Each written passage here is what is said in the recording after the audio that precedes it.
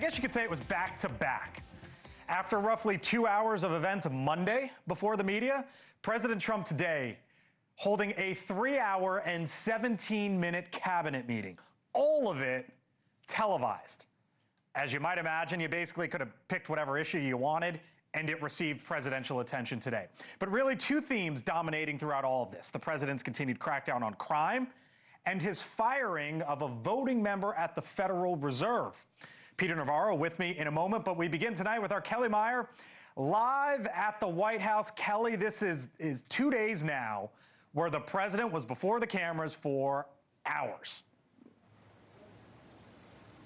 Yeah, really capturing the attention there for over 3 hours, as you said, Blake. And President Trump floating in that meeting the idea of capital punishment in our nation's capital for those that commit murder. That was one big takeaway from this cabinet meeting. He said states will make their own decision, but in Washington, D.C., prosecutors would seek the death penalty. He says we have no choice. Take a listen. I don't know if we're ready for it in this country. But where you have it, we have no choice. So in D.C. and Washington, states are going to have to make their own decision. But if somebody kills somebody, like you could have been killed, very lucky you didn't get killed, it's the death penalty. So D.C. doesn't have the death penalty. Capital punishment was repealed by the D.C. Council in the 1980s, and D.C. hasn't had an execution since the 1950s. But it all comes as President Trump continues to tout that there have been no murders in D.C. in the last 2 weeks as he has taken control of the police force here. Blake. All right, Kellie, so that was a part of the 197 minutes. Another part of the question and answer there was about Lisa Cook and this big move from the president and what it might mean for your money. Yeah, exactly. President Trump today really dismissing the legal challenge from Lisa Cook, saying you always have legal fights. This was after Lisa Cook said she would sue the president over his move to fire her. Here's this, and we'll talk on the other side. You abide by a court decision? I abide by the court, yeah. I abide by the court. Yes, that's enough. That's enough. Mr. Go ahead. President.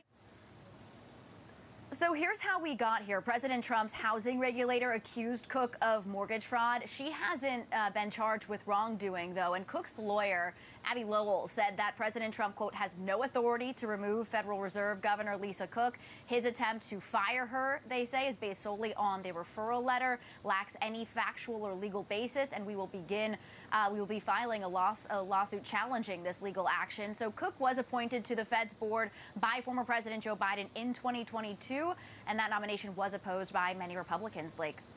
All right, our Kellie Meyer live tonight there on the North Lawn. Kellie, thank you. So this was one of the big issues, really one of the big issues going into the day before that major cabinet meeting. And just a little while ago, I spoke with senior counselor to the president, Peter Navarro, about what could come next and about that big decision from the president.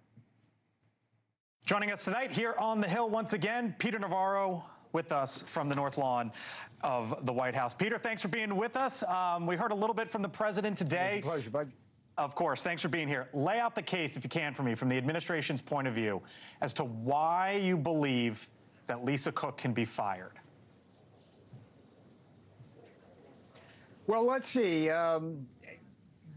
Before I joined this administration, when she got hired, I made the strong case then that she was totally unqualified for the job, that it was just one of those woke appointments by Biden, and her tenure on the board has clearly proved that. But the firing is not about that. The firing is about alleged breaking of the law in a very serious way. And I would just say, from a personal point of view, like you know, and I think a lot of people out there know, I went to prison. I went there for defending the constitutional separation of powers and executive privilege. But there was a couple of people there who were actually there for mortgage fraud and loan fraud, who were taken away from their families. They not only were put in prison for a long time, the government took away their assets as well and made them pay restitution. And these are serious crimes. So if, in fact, Lisa Cook is guilty of what it may be mortgage fraud. So she's got no business being on that. Now, right at this point, So are you good? Are you good then, Peter? With are you good then with accuse, fire, and see what happens?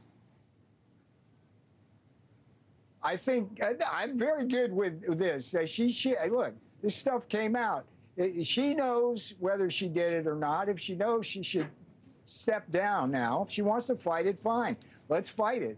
Thank you for watching. Subscribe below and download our NewsNation app right now on your phone, and you will get fact-based, unbiased news for all Americans.